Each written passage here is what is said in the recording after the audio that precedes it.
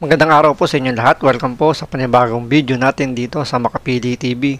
Ngayon, ang issue pong pag-uusapan natin dito ay yung Senate hearing ni Senator Robin Padilla tungkol sa pagpaparusa sa mga scammer.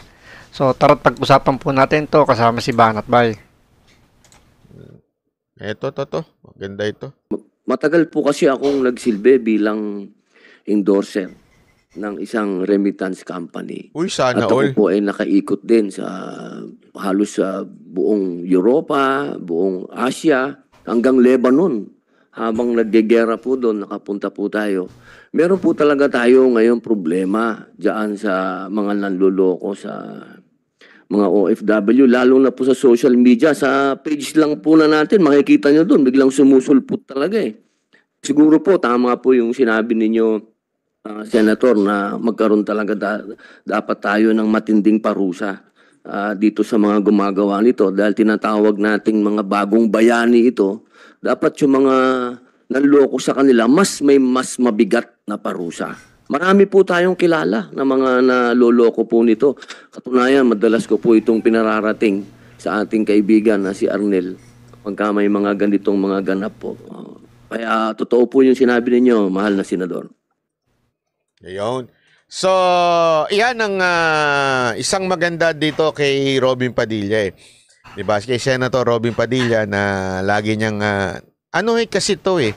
Alam nyo, ito yung tao na sinasabi nila, pinagbibintangan nilang hindi matalino dahil hindi nag-i-English.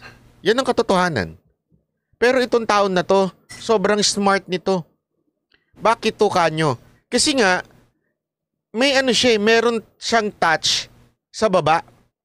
Ibig sabihin, talagang alam niya mga pinagdadaanan ng mga kababayan natin. Yan po yung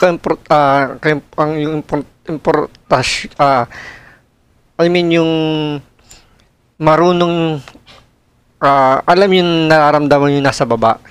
'Di ba? Kasi yung iba kasi in touch, hindi nila nararamdaman yung sitwasyon sa nangyayari sa sabi natin sa kalsada, sa yung totoong realidad ng buhay.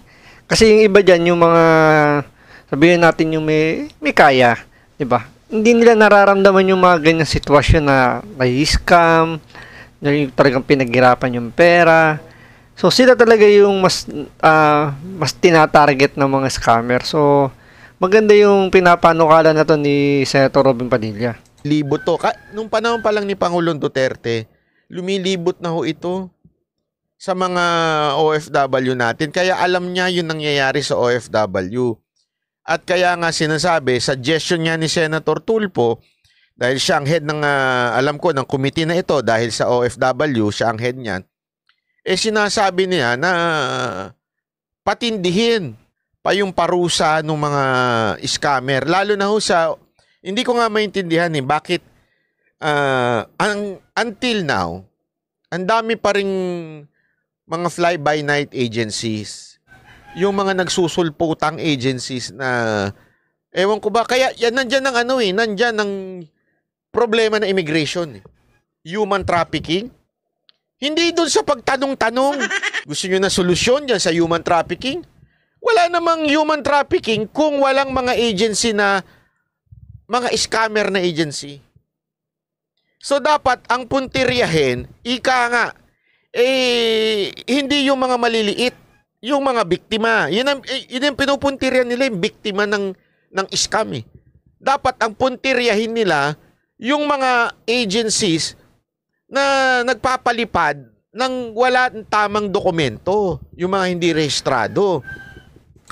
Correct. Yun dapat ang tinatarget nila eh. Hindi yung mga binibiktima. Dapat yung nambibiktima ang tinatarget nila. 'Di ba? Ano ba naman yung higpitan nila yung pag-accredited ng mga agency niyan sa POEA, sa immigration, sa kung sino man yung ahensya ng gobyerno na pwedeng sumakop sa mga ganyan maliliit na agency. 'Di ba? Yun yung dapat nilang higpitan, hindi yung mga gustong umalis na para mamasyal, 'di ba? Maging turista sa ibang bansa. Ang nangyayari kasi, ang hinihigpitan nila yung mga aalis, hindi yun nagpapaalis. Bakuhan niyo. Kaya nga, ang sabi dito, ito ang tama. Instead na higpitan dun sa immigration, yung mga aalis, mga lihitimong aalis, di ba? Lihitimo yan eh. Yung iba, karamihan dyan, lihitimo. Di ba, sa datos na lang eh. Sa dami-dami ng na-offload, iilan lang pala ang talagang nasa human trafficking.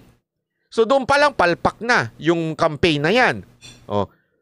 Kung talagang gusto nila masawata yung human trafficking, patindihin ang parusa nitong mga scammer na ito. Yan ang tama. Kaya tama itong si Senator Robin at si Senator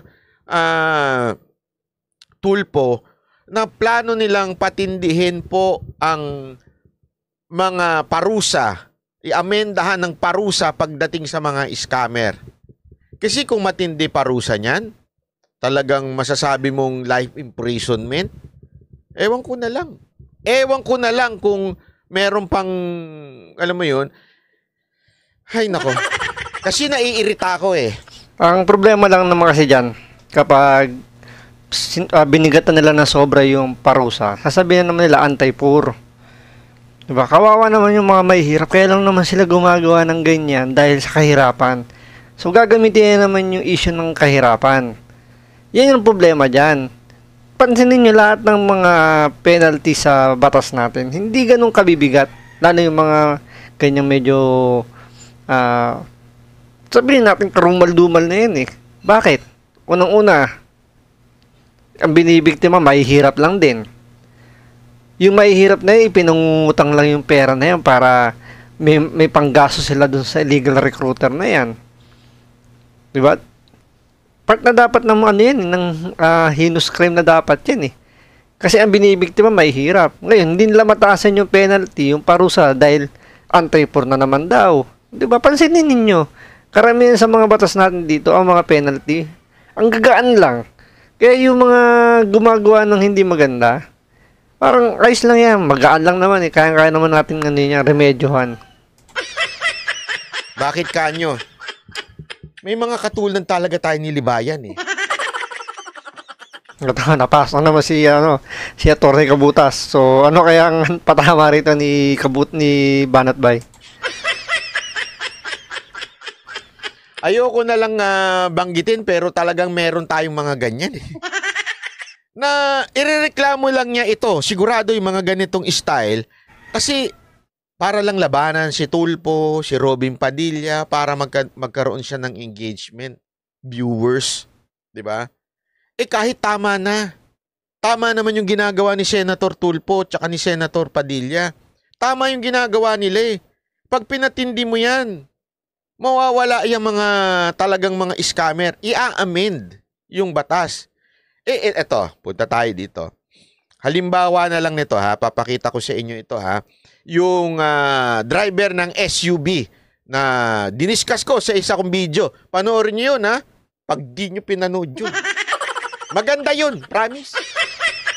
So yun, anyway, yung pinapalating lang dito ni Banat Bay, dagdagan yung penalty, bigatan, para hindi, alam nyo, yung, siyempre kahit paano, magdadalawang isip ka na kung sakaling gusto mong gawin pa rin yung bagay na yun, face the consequences, di ba? Na alam mo mabigat ang parusa dyan, pero ginawa mo pa rin. Tama ba? O, edi kasalanan mo na yan. Hindi na dapat anti-pro tawag dun, di ba? So, maraming salamat po.